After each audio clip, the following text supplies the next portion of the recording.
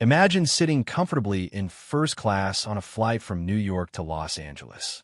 You're enjoying the quiet luxury, anticipating a smooth ride, when the person next to you turns, smirks, and laughs in your face, just because of the color of your skin. This was exactly what happened to Naomi Sinclair, a successful black woman who found herself the target of disdain from Thomas Whitaker, a high-powered CEO. What Thomas didn't realize was that his arrogance was about to cost him everything. Flight 207 was nearly at capacity when Naomi boarded. She carried a sleek leather briefcase in one hand and a sense of quiet confidence in the other. Dressed in a flawlessly tailored navy blue business suit and modest heels, Naomi embodied professionalism and grace. Her natural curls were pinned back neatly, revealing sharp cheekbones and warm brown eyes that spoke of years of resilience and determination. Her seat, 3A, first class, was a perk of her position as chief financial officer at a major investment firm. As she made her way down the aisle, she took a breath and smiled faintly to herself. Another cross-country trip. Another opportunity. She never expected this flight to change her life or his. When she reached her row, she noticed the man already seated next to her. His expression flickered between surprise and something far less pleasant. Disdain. He was white, perhaps in his early 50s, with silver-streaked hair swept back from a tanned, lined face.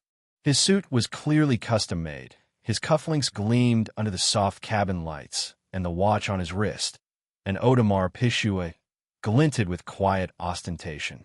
"Excuse me," Naomi said politely, her voice calm and measured. The man sighed heavily, shifting just enough to let her pass without offering any additional courtesy. As she settled in, arranging her briefcase beneath the seat and clicking her seatbelt into place, she heard it, a short, derisive chuckle. He didn't bother to hide it. "Well, this is interesting," he said aloud, his tone carrying across the narrow space between them. Didn't realize they were letting just anyone in first class these days. Naomi turned her head slowly. Her expression didn't change, but her eyes sharpened. "I'm sorry," she said, her voice as cool as glass. "Is there a problem?" The man smiled, if one could call it that. It was more of a smirk. "No problem at all," he replied smoothly. "Just surprised to see certain types of people here." Naomi held his gaze for a few beats longer than polite conversation allowed. She had spent years climbing the corporate ladder, and men like this were far too familiar. Their smug superiority was predictable. Their racism, thinly veiled as casual commentary, was exhausting and obvious. "My name is Naomi Sinclair," she said, extending her hand after a pause. "And you are?" He took her hand briefly, as if it pained him. "Thomas Whitaker," he answered, his grin smug. "CEO of Whitaker Global Holdings." Naomi's brow rose ever so slightly. She'd heard of the firm, an old-school financial giant with a reputation for aggressive, cutthroat tactics. The man leading it had a similarly ruthless reputation. "Pleasure to meet you, Mr. Whitaker," she said professionally. Thomas chuckled again, shaking his head. "I doubt it's much of a pleasure for you," he said, his eyes glinting with something dark. "I'm not sure you'd even understand what we do at Whitaker Global." Naomi's lips twitched, though not into a smile. "Enlighten me," she said. Thomas leaned back in his seat, glancing at his watch. "It's complicated," he said with a dismissive wave. "Not the kind of thing they teach at, well, wherever you studied." The insult was clumsy, but the intent was clear. Naomi's jaw tightened, just a fraction, though her face remained serene. This wasn't new, but what Thomas didn't know was that he was walking into a storm of his own making. For the next 20 minutes, Thomas kept up a steady stream of smug, passive-aggressive commentary. He speculated loudly about Naomi's role at her company. Diversity officer, right? Or HR. And scoffed at the concept of inclusion hires. "You know how it is," he said, his voice dipped in false camaraderie. "Companies bring in people like you to tick boxes. It's good PR, but the real decisions? Those are made by people like me." Naomi said nothing. She didn't need to. Others in first class were beginning to listen. A few passengers glanced over with growing discomfort. You actually believe black women can lead billion-dollar firms? Thomas laughed aloud. Come on. The world doesn't work that way. It's about merit, intelligence, connections, not quotas. Naomi inhaled deeply, steadying herself. This wasn't new, but that didn't make it any less infuriating. As if on cue, the flight attendant passed by with drinks. Thomas ordered a double scotch. Naomi requested sparkling water. Moments later, a man in a sharp gray suit turned in his seat 2 rows ahead. His face lit up when he saw Naomi. Ms. Sinclair, he said warmly. What a surprise seeing you here. Thomas frowned. Naomi smiled. Mr. Ramirez, she replied, shaking his hand firmly. It's been a while.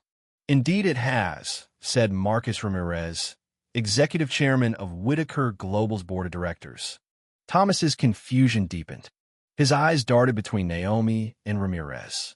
You two know each other? Ramirez chuckled. More than that, he said smoothly. Ms.